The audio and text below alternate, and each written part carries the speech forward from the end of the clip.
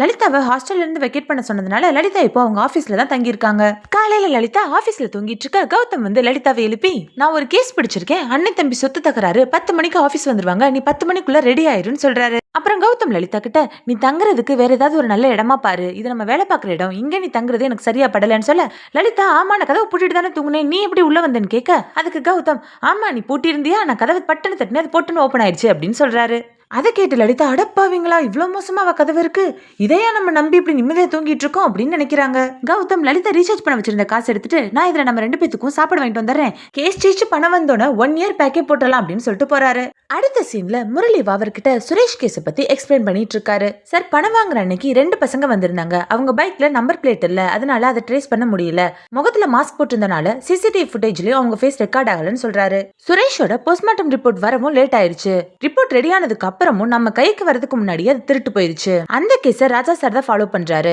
Further அந்த கேஸ எப்படி lead பண்றதுன்னு தெரியல, இப்போதைக்கு நம்ம கிடைச்சிருக்க ஒரே லீடு இந்த மாஸ்க் மட்டும் தான் சார் முரளி சொல்ல, இந்த மாஸ்க் வச்சு என்ன பிரயோஜனம், இதை வச்சு நீங்க என்னதான் கண்டுபிடிக்க போறீங்கன்னு வாவர் முரளி கிட்ட கேட்க, அதுக்கு முரளி, சார் இது நியான் க்ளோ மாஸ்க், வெளியே கடைகள்ல எல்லாம் கிடைக்கிறது இல்ல, ஆன்லைன்ல தான் கிடைக்குது, அந்த பசங்களும் இது ஆன்லைன்ல தான் வாங்கியிருக்கணும், கடைக்காரங்களுமே இந்த மாஸ்க அமேசி ஆப்ல இருந்து தான் வாங்கியிருக்காங்க, அந்த அமேசி ஆப் ஆபீஸ்ல போய் விசாரிச்சா நமக்கு ஏதாவது லீட் கிடைக்கும் சார்னு சொல்ல, வாவரும் முனியாண்டி கிட்ட சொல்லி ஒரு அபிஷியல் லெட்டர் எழுதி வாங்கிக்கிட்டு நீங்க அந்த அமேசி ஆப் ஆபீஸ்ல போய் விசாரிங்கன்னு சொல்றாரு. இப்போ எஸ்ஐ ராஜா எங்க அந்த போஸ்ட்மார்ட்டம் ரிப்போர்ட் திருட்டு கேஸ் எந்த லெவல்ல இருக்குன்னு வாவர் கேட்க, அதுக்கு முரளி, சார் அந்த கேஸ் ராஜா சார் ஜீவா கிட்ட கொடுத்து பார்க்க சொல்லியிருக்காரு, இந்த கேஸ்ல எனக்கு கைட் பண்றாருன்னு சொல்றாரு. வாவர் ராஜா இப்போ ஓகேவா, இந்த ப்ராப்ளமும் இல்லன்னு முரளி கிட்ட கேட்க, முரளியும் ஓகே தான் சார் சார் இப்போ அப்படின்னு சொல்றாரு. என்னதான் சண்டை போட்டுட்டு கோவமா இருக்க மாதிரி வெளியே காட்டிக்கிட்டாலும் உள்ள அந்த பாசங்கிறது இருக்கதானே செய்யும். அடுத்து முரளி முனியாண்டி கிட்ட போயிட்டு, சார் இந்த மாஸ்க் விஷயமா அமேசி ஆப் ஆபீஸ்ல விசாரிக்கணும், கடைசி 3 மாசமா அவங்க இந்த மாஸ்க் யாருக்கெல்லாம் டெலிவரி பண்ணிருக்காங்கன்னு நேம் அண்ட் அட்ரஸோட எனக்கு டீடைல் வேணும், அதுக்கேத்த மாதிரி ஒரு லெட்டர் எழுதிட்டாங்க சார் முனியாண்டி கிட்ட கேட்க, அது வரைக்கும் ஓ அப்படியா சரி சரின்னு தலையாட்டிட்டு நல்லவரா இருந்த முனியாண்டி யாரோட கேஸ்ன்னு கேட்க, அதுக்கு முரளி, சார் சுரேஷோட கேஸ் அப்படின்னு சொல்ல, அப்பதான் நல்லவரா இருந்த முனியாண்டிக்குள்ள இருக்க வில்லன் வெளியே எட்டி பாக்குறான். சுரேஷ் கேஸ்ன்னு கேட்டோனே முனியாண்டி மூஞ்சி எல்லாம் மாறிடுச்சு. தன்னோட பையன் இந்த கேஸ்ல சிக்காம அவனை காப்பாத்தி தீரணுங்கிற பதட்டம் மட்டும்தான் முனியாண்டி முகத்துல இருக்கு. அப்போ லலிதா முரளிக்கு கால் பண்ண, முரளி லலிதா கிட்ட, ஏன் இத்தனை தடவை கால் பண்ணிட்டே இருக்க, நான் வாவர் சார் கூட இருந்தேன், சரி சொல்லு என்ன விஷயம் அப்படின்னு கேட்க, லலிதா நம்ம ஃபர்ஸ்ட் ஒரு நகை அடகு கடைக்கு போனோம், அப்புறம் எனக்கு தங்குறதுக்கு ஒரு நல்ல வீடு இல்லாட்டி ஹாஸ்டல் பார்க்கணும்னு சொல்ல, முரளி சரி ஒரு 2 நாள் கழிச்சு போலான்னு சொல்ல, லலிதா இல்ல இன்னைக்கே போகணும்னு சொல்ல, முரளி இல்ல எனக்கு இங்க தலைக்கு மேல வேலை இருக்கு, அதை கொஞ்சம் இறக்கி வைக்கிறதுக்கே 2 நாள் ஆகும், அதனால 2 நாள் கழிச்சு தான் என்னால் வர முடியும்னு சொல்ல, லலிதா நான் உன்ட்ட ஒரு ஹெல்ப் கேட்டா நீ ரொம்ப தான் பிகு பண்ற போ அப்படின்னு சொல்லிட்டு போனை வச்சிடறாங்க. அடுத்து ராஜா முரளி கிட்ட, எனக்கு பசிக்கிற மாதிரி இருக்கு, வா பக்கத்துல போய் ஏதாவது சாப்பிட்டுட்டு வரலான்னு கூப்பிட, அதுக்கு முரளி என்னையே சார் கூப்பிடுறீங்க, உங்க ஃப்ரெண்டு வாவர் சாரை கூப்பிட்டு போங்கன்னு சொல்லிட்டு கோச்சிட்டு நிக்கிறாரு. ராஜாவும் வாவரும் ஃப்ரெண்ட்ஸ்ங்கிறத ராஜா முரளி கிட்ட சொல்லாததுனால முரளி கோச்சுக்கிட்டாரு. ராஜாவும் முரளியை வெறுப்பேத்த ஜீவாவை கூப்பிட்டுட்டு டீ கடைக்கு போறாரு.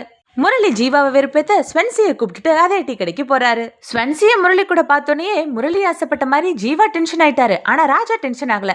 ராஜாவை டென்ஷன் ஆக்கணுங்கிறதுக்காக முரளி வாவர்கிட்ட போன்ல பேசுற மாதிரி நடிக்கிறாரு.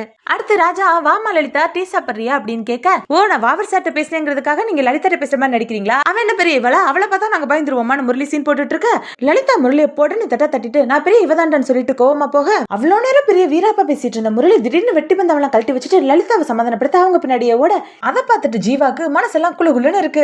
முரளி லலிதா கிட்ட, ஏ மனுஷரு நான் சும்மா தான் சொன்னேன் அப்படின்னு சொல்லிட்டு இருக்க, ஆமாமா நீ கேஸ் விஷயமா இருக்குன்னு நினைச்சா ஸ்வென்சி கூட இருக்கிறதுக்கு தான் இவ்வளவு சீன் போட்டியான்னு லலிதா கோவப்பட, முரளி சச்சா அப்படிலாம் இல்ல, சரிவா நம்ம இப்ப கூட உனக்கு வீடு பார்க்க போலாம் அப்படின்னு சொன்னா லலிதா இன்னும் கடுப்பாயிட்டு, அதை சமாளிக்க இப்படி கேக்குறியா உனிலாம் அப்படின்னு சொல்லிட்டு கோவமா அங்கிருந்து போயிடுறாங்க. அடுத்து முரளி வந்து திரும்பி பாக்குறதுக்குள்ள ஜீவா ஸ்வென்சியை சிரிக்க வச்சு அங்க இருந்து கூப்பிட்டு போயிடுறாரு. முரளி வந்து பார்த்துட்டு ஜீவாவையும் ஸ்வென்சியும் காணன்னு சொல்லி ராஜா சார் கிட்ட எங்க சார் அவங்கன்னு கேட்க, அதுக்கு ராஜா, ஜீவா என்ன ஒன்ன மாதிரி நினைச்சியா, அவன் ரொம்ப தெளிவானவன், அங்க பாரு ஸ்வென்சியை இவ்வளவு அழகா சிரிக்க வச்சே கூப்பிட்டு போயிட்டு ஜாலியா பேசிட்டு போயிட்டு இருக்கான்னு, நீயும் தான் இருக்கியே லலிதாவை எப்படி சமாதானப்படுத்தணும்னு கூட உனக்கு தெரியாம திரு முடிச்சிட்டு நிக்கிறேன்னு சொல்றாரு. அதுக்கு முரளி உடனே ராஜா கிட்ட, சரி விடுங்க உங்களுக்கு நான் எனக்கு நீங்கன்னு எழுதி ஒட்டி இருக்குது, என்ன பண்ண முடியும், அப்படியே அட்ஜஸ்ட் பண்ணிட்டு போவோம் அப்படின்னு சொல்றாரு. அப்புறம் ராஜாவும் முரளியும் பேசிட்டு இருக்காங்க. முரளி ராஜா கிட்ட, போங்க சார் இனிமே நான் உங்ககிட்ட பேச மாட்டேன், நான் உங்ககிட்ட ஏதாவது ஒன்று மறைச்சிருக்கேன்னா நீங்க என்கிட்ட எவ்வளவு பெரிய விஷயத்த மறைச்சிட்டீங்க அப்படின்னு சொல்ல, அதுக்கு ராஜா, என்ன நீ லவ்வர் மாதிரி பேசிட்டு இருக்க, இப்ப நான் உங்ககிட்ட என்ன மறைச்சேன் அப்படின்னு கேட்க, அதுக்கு முரளி, நீங்களும் வாவர் சார் ஃப்ரெண்ட்ஸ்ங்கிறத என்கிட்ட மறைச்சிங்க அப்படின்னு சொல்லிட்டு, உங்களுக்காக அவரு நீலா மேம் கிட்ட அப்படி பாஞ்சு சண்டைக்கு போறாரு, அப்ப அவ்வளவு க்ளோஸ் ஃப்ரெண்ட்ஸா இருந்திருக்கீங்க, சொல்லுங்க என்ன ஆச்சு அப்படின்னு கேட்கிறாரு. ராஜாவும் நடந்ததெல்லாம் சொல்றாரு. ராஜா, நீலா, வாவர் 3 பேருமே காலேஜ்ல க்ளோஸ் ஃப்ரெண்ட்ஸா இருந்திருக்காங்க. இந்த 3 பேர்லயுமே வாவர் தான் ரொம்ப ஆம்பிஷியஸ். அவரோட ஆசை, கனவு, லட்சியம் எல்லாமே போலீஸ் ஆகிறது தான். என்னதான் ராஜாவோட அப்பாவும் தாத்தாவும் போலீஸா இருந்தாலுமே வாவர் போலீஸ் ஆகணும்னு போடுற எஃபோர்ட்டை பார்த்து தான் ராஜாக்கும் போலீஸ் ஆகணுங்கிற உத்வேகமே வந்திருக்கு. வாவர் ஒரு நாள் கூட கிளாஸை கட் அடிச்சதே இல்ல.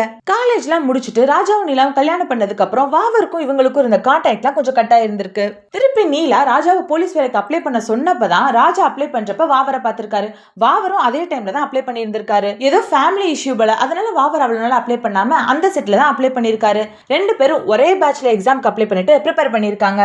2 பேரும் எக்ஸாம் எழுதி முடிக்க ரிசல்ட் வந்ததும் ராஜா செக் பண்ணி பார்க்க ராஜா பாஸ்னு வந்திருக்கு. கண்டிப்பா வாவரும் பாஸ் ஆயிருப்பாருன்னு சொல்லி ராஜா ஸ்வீட் பாக்ஸ் எடுத்துட்டு வாவர் வீட்டுக்கு போக அங்க வாவர் ரொம்ப டிப்ரெஷன்ல இருக்காரு. அவங்க அம்மா வாவர் பாஸ் ஆகலன்னு சொல்ல, அம்மா இது ஏதாவது கம்ப்யூட்டர்ல இருக்க மிஸ்டேக்கா இருக்கும் அப்படின்னு சொல்லிட்டு வாவர் கிட்ட நான் வேணா என்னோட அப்பாயின்மெண்ட் ஆர்டர் கிழிச்சு போட்டுறேன், நம்ம 2 பேரும் அடுத்த தடவை சேர்ந்து எழுதலான்னு சொல்ல, அதுக்கு வாவர் ரொம்ப கோவப்பட்டுட்டு நீ என்ன எனக்கு பிச்சை போடுறியா, உன்ன மாதிரி ரெக்கமெண்டேஷன்ல வந்த ஆளுனாலதான் என்ன மாதிரி ஆளுங்களோட லைஃபே போகுதுன்னு சொல்லி மொத்த கடுப்பையும் ராஜா மேல காட்டி அவர் வீட்டுல இருந்து வெளியே தள்ளி கதவை சாத்திடுறாரு.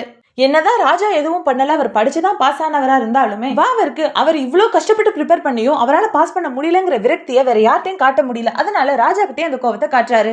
இதெல்லாம் ராஜா முரளி கிட்ட சொல்லிட்டு அடுத்த வருஷம் எப்படியோ ப்ரிப்பேர் பண்ணி வாவர் போஸ்டிங்கும் வாங்கிட்டான். அவன் போஸ்டிங் வாங்கிட்டு இந்த ஸ்டேஷனுக்கு வந்ததுக்கு அப்புறமாவது என் மேல அவனுக்கு இருக்க கோவம் குறையும் நினைச்சேன். ஆனா அவன் அதுக்கப்புறம் கூட அர்த்தனா என் அக்காங்கிறதுனால எனக்கு ஃபேவரா தான் இருக்கான்னு சொல்லி என் மேல இன்னும் கோவமாவே இருக்கான்னு சொல்றாரு. இதெல்லாம் கேட்டுட்டு முரளி ராஜா கிட்ட என்னதான் உங்க 2 பேரையும் என்னால பெஸ்ட் ஃப்ரெண்ட்ஸா கற்பனை கூட பண்ணி பார்க்க முடியலனாலும் அவர் மனசுல உங்க மேல அந்த ஃப்ரெண்ட்ஷிப் இன்னும் இருக்கு சார், அதனாலதான் அவர் நீலா மேம் கிட்ட அப்படி பாஞ்சு போய் சண்டை போட்டாரு. என்னதான் ஈகோ வெளியே பேச விடாம தடுத்திருந்தாலும் மனசுக்குள்ள ஃப்ரெண்ட்ஷிப் இருக்குன்னு சொல்றாரு. அடுத்து முரளி முனியாண்டி கிட்ட சார் இந்த அமேஸ் டெலிவரி ஆப்க்கு லெட்டர் ரெடி பண்ண சொல்லியிருந்தேன், ரெடி ஆயிடுச்சான்னு கேட்க முனியாண்டி அதுக்கு லெட்டர்லாம் ரெடி ஆயிடுச்சு, அந்த அமேஸ் டெலிவரி ஆஃபீஸ் நான் வீட்டுக்கு போற வழியில தான் இருக்கு, நானே கொடுத்துட்டு டீட்டெயிலாம் வாங்கிட்டு வந்தாரேன்னு சொல்ல முரளியும் ரொம்ப நன்றி சார், இல்லைன்னு நான் தான் 2 எக்ஸ்ட்ரா நடந்திருக்கணும்னு சொல்ல முனியாண்டி பரவாயில்ல இருக்கட்டும் சொல்லிட்டு அந்த ஆஃபீஸ்க்கு போறாரு. முரளி தான் இவருக்கு ஹெல்ப் பண்றதா நினைச்சிட்டு இருக்காரு. ஆனா முனியாண்டி தான் பையன் மாட்டிடக்கூடாதுங்கிறதுக்காக தான் இந்த வேலை தான் பார்த்துட்டு இருக்காரு. முனியாண்டி இப்போ இந்த ஆஃபீஸில் விசாரிக்க அவங்களும் சிஸ்டமில் செக் பண்ணி பார்த்துட்டு அந்த மாஸ்க் வாங்கினவங்க லிஸ்ட்லாம் எடுத்து முனியாண்டிட்ட கொடுத்துட்டு சார் இந்த மாஸ்க்லாம் சிட்டி சைடு தான் அதிகமாக போகும், நம்ம ஊர் சைடு 2 இடத்துல இருந்து தான் ஆர்டர் வந்துச்சு, ஒன்று ராம்தாஸ் ஸ்டோர், இன்னொன்று ராஜேஷ்ங்கிற பையன் சொல்ல முனியாண்டி ராஜேஷ்க்கு கால் பண்ணி மாஸ்க் வாங்கினியான்னு கேட்க அதுக்கு ராஜேஷும் ஆமாப்பா நான் தான் வாங்கினேன், எங்க காலேஜ் கல்ச்சரல் டான்ஸ்க்காக வாங்கினேன், அந்த மாஸ்க்கை பார்க்லேயே விட்டுட்டு வந்துட்டேன்னு சொல்ல முனியாண்டி ஐயோ இப்படி சொதப்பி வச்சிருக்கானே அப்படின்னு நினைக்க அப்போ ராஜேஷ் முனியாண்டி கிட்ட அப்பா நான் எப்பப்பா அங்கே வருவேன் உங்களெல்லாம் பார்ப்பேன், எனக்கு ரொம்ப பயமா இருக்குன்னு சொல்ல முனியாண்டி நீ எதுவும் பயப்படாத நான் பார்த்துக்கிறேன், இங்கே எல்லாம் சரியானதுக்கு அப்புறம் நானே உன்னை வர சொல்றேன் அப்பவான்னு சொல்றாரு.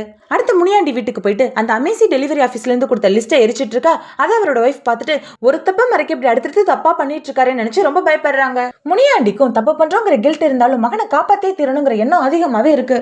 என்ன இருந்தாலும் இத்தனை வருஷமா உண்மையா அந்த போலீஸ் வேலைக்கு இப்ப நம்ம துரோகம் பண்றோமேங்கிற எண்ணம் அவரை ஊர்த்திக்கிட்டு தான் இருக்கு. இத்தோட இந்த எபிசோட் முடிஞ்சிருச்சு ரசிகா. உங்களுக்கு இந்த வீடியோ பிடிச்சிருந்துச்சுன்னா லைக் பண்ணிக்கோங்க. அண்ட் அடுத்த எபிசோட் பார்க்க மறக்காம நம்ம சேனலை சப்ஸ்கிரைப் பண்ணிட்டு பக்கத்துல இருக்க பெல் ஐகானை பிரஸ் பண்ணிக்கோங்க. தேங்க்ஸ் ஃபார் வாட்சிங்.